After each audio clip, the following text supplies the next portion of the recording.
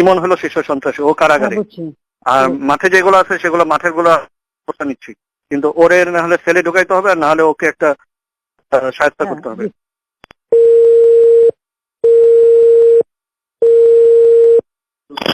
হ্যাঁ, হ্যালো। জি, সালাম।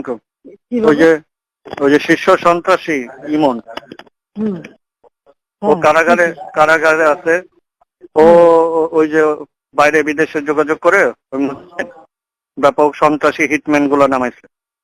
এগুলো অনেকে জিগাতলা এসব এলাকায় সন্ত্রাসী একটা বড় সন্ত্রাসী বাহিনী আছে সারা ঢাকা শহরে।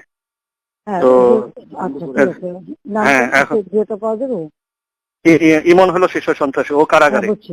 আর মাঠে যেগুলো আছে সেগুলো মাঠের গুলো অবস্থা নিচ্ছি, কিন্তু ওর না হলে সেলে ঢুকাইতে হবে, আর না হলে ওকে একটা সাহায্য করতে হবে।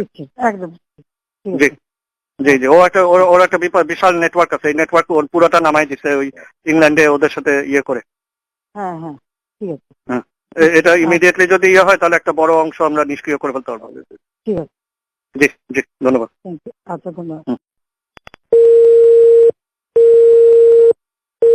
হ্যালো। জি, স্বাগত। হ্যাঁ, ওয়েলকাম। হ্যালো। কি বাবা?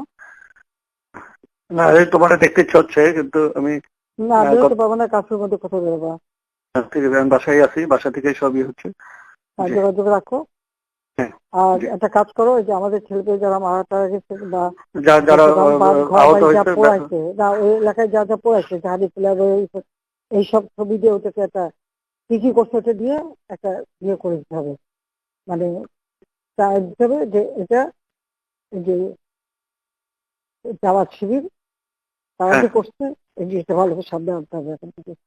হ্যাঁ হ্যাঁ, ওদের মানে চিকিৎসা এগুলো করাচ্ছি সব। আমি যারা হয়তো যাদের যে চিকিৎসা করানো হচ্ছে সেটাও নিউজে আসা দরকার। সিটি কর্পোরেশনের পক্ষ থেকে এই যারা এইভাবে আহত হয়েছে তাদের আমরা চিকিৎসা দিচ্ছি, এতজন আহত হয়েছে, এতজন হয়েছে, সেগুলি করা হচ্ছে। আর এই এটা করছে আসলে জামাতা বিএনপি, জামাতা বিএনপি, হ্যাঁ, ওটাই বলতে হবে যে ক্ষতিগুলি কি করছে এটা তাদের সামনে তুলে ধরা দরকার প্রত্যেক সেক্টর ওয়াইজ। জি, তবে ওইভাবে আমরা তথ্য তাহলে দিয়ে দিচ্ছি। সব বার করে তোমার সব এলাকায় যা হয়েছে তাই যেখানে যেখানে। হ্যাঁ,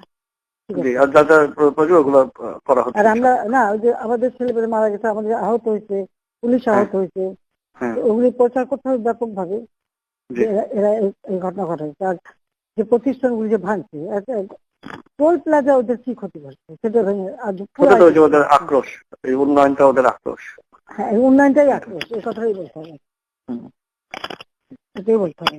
যে ফ্লাইওভার হচ্ছে মানুষ স্বস্তিতে যাইতো, মাত্র যেখানে 3-4 ঘন্টা লাগতো নারায়ণগঞ্জ যাইতে, কুমিল্লা যেতে, সেখানে মাত্র 10 মিনিটের মধ্যে চলে যেত।